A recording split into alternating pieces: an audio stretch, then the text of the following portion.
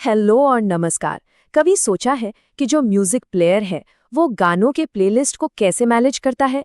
मतलब एक के बाद एक बिल्कुल सही ऑर्डर में गाने कैसे बजते हैं? आज हम इसी के पीछे की टेक्नोलॉजी को समझने वाले हैं और वो है सिंगली लिंक्ड लिस्ट। और मजे की बात यह है कि हम इसे कोड की मदद से बिल्कुल स्क्रैच से यानी शुरुआत से बनाएंगे। तो फिर चलिए शुरू करते हैं। तो सवाल ये उठता है कि डेटा के अलग अलग टुकड़ों को एक लचीली सी चेन में आखिर जोड़ा कैसे जाए।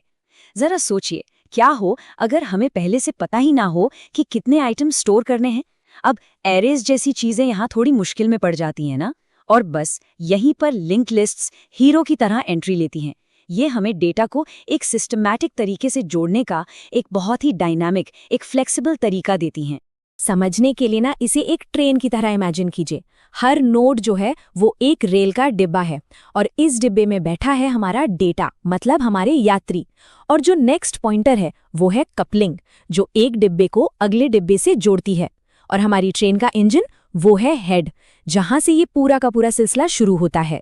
तो ठीक है, पूरी ट्रेन बनाने से पहले ये जरूरी है कि हम उसके एक डिब्बे को, मतलब एक नोड को ठीक से समझ लें। आखिर ये सबसे छोटी लेकिन सबसे जरूरी यूनिट है क्या? तो ये रहा हमारी नोड क्लास का सिंपल सा पाइथन कोड।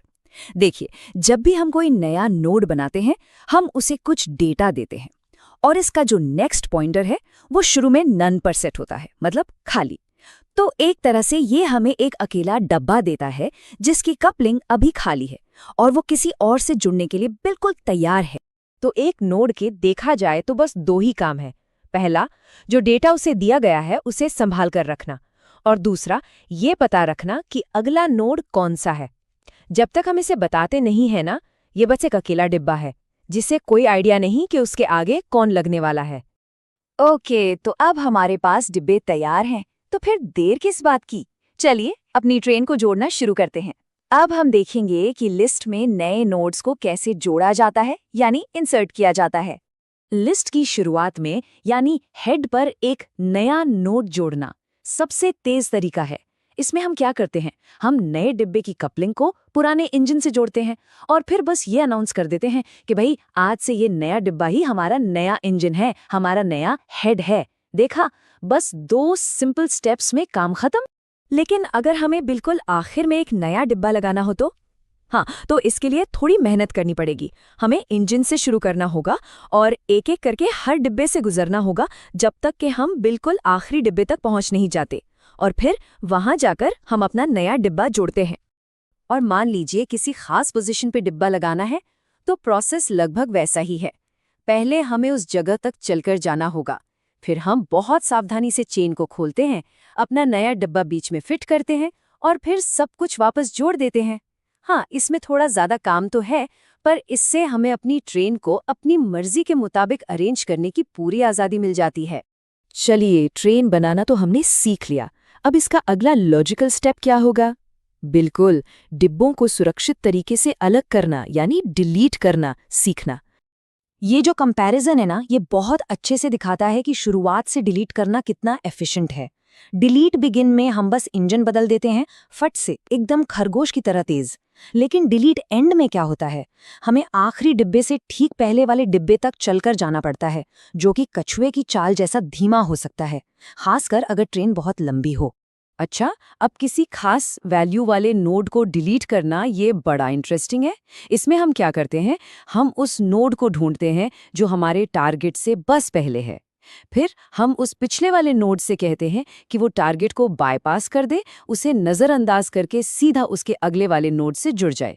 ये कुछ ऐसा है जैसे लाइन में खड़े किसी को बाहर निकालना और उसके आगे और पीछे वाले लोगों से कहना कि अब तुम दोनों सीधे हाथ मिला लो। देखिए, यहाँ सबसे ज़रूरी बात है पॉइंटर्स को सही से मैनेज करना। अगर इसमें ज़रा सी भी चूक हुई ना, तो हमारी ट्रेन बीच से ही 2 हिस्सों में टूट सकती है। इसलिए हमें ये पक्का करना होता है कि चेन की जो मजबूती है, जो कंटिन्यूटी है, वो बनी रहे। बहुत बढ़िया। तो अब हम अपनी ट्रेन बना सकते हैं, उसमें डिब्बे जोड़ सकते हैं और हटा भी सकते हैं। अब टाइम है ये देखने का कि हम इस पर और कौन-कौन से यूजफुल ऑपरेशंस कर सकते हैं। लिस्ट में किसी वैल्यू को खोजना, ये एक बहुत ही सीधा सा प्रोसेस है। हम इंजन से शुरू करते हैं, पहले डिब्बे का डेटा चेक करते हैं। अगर हमें अपनी वैल्यू नहीं मिली तो हम अगले डिब्बे पर चले जाते हैं। और ये सिलसिला तब तक चलता रहता है जब तक या तो हमें हमारी वैल्यू मिल ना जाए या फिर पूरी ट्रेन ही खत्म ना हो जाए।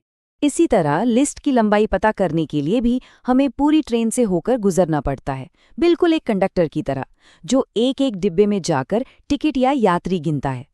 हम एक काउंटर को 0 से शुरू करते हैं और हर डिब्बे को पार करते हुए उसे एक एक करके बढ़ाते जाते हैं। तो जाहिर है, अगर हमारी ट्रेन में 3 डिब्बे हैं तो हमारा ये लेंथ फंक्शन हमें क्या बताएगा कि कुल संख्या 3 है। सिंपल। हाँ, लिस्ट को रिवर्स करना यानी उलटना ये थोड़ा ट्रिकी लग सकता है, पर असल में ये बस पॉइंटर्स की अदला बदली का एक स्मार्ट खेल है। सोचिए, हम हर डिब्बे की कपलिंग को खोलकर उसे उल्टी दिशा में जोड़ रहे हैं। हम एक लूप के अंदर इन 4 स्टेप्स को बार बार दोहराते हैं।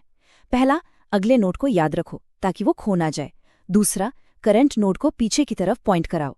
तीसरा, प्रीवियस मार्कर को आगे बढ़ाओ। और चौथा, करंट मार्कर को भी आगे बढ़ाओ। बस यही साइकिल चलती रहती है। तो कुल मिलाकर हमने क्या देखा? यही कि सिंगली लिंक्ड लिस्ट की अपनी कुछ खूबियां हैं और कुछ कमियां भी। ये लिस्ट के शुरू में एलिमेंट्स जोड़ने या हटाने के लिए तो जबरदस्त है, पर बीच में या आखिर में किसी एलिमेंट तक पहुंचना इसमें स्लो हो सकता है। तो सवाल ये है कि इस जानकारी का इस्तेमाल कहाँ किया जा सकता है? और ये सिर्फ कोई किताबी कॉन्सेप्ट नहीं है। लिंक्ड लिस्ट्स असल में कई बड़े और कॉम्प्लेक्स सिस्टम्स की बुनियाद हैं। ऑपरेटिंग सिस्टम में मेमोरी मैनेजमेंट से लेकर आज की ब्लॉकचेन टेक्नोलॉजी तक सब जगह इसका इस्तेमाल होता है। तो अब असली सवाल ये है, कंप्यूटिंग के इस बेहद ज़रूरी कॉन्सेप्ट का अगला इस्तेमाल कहाँ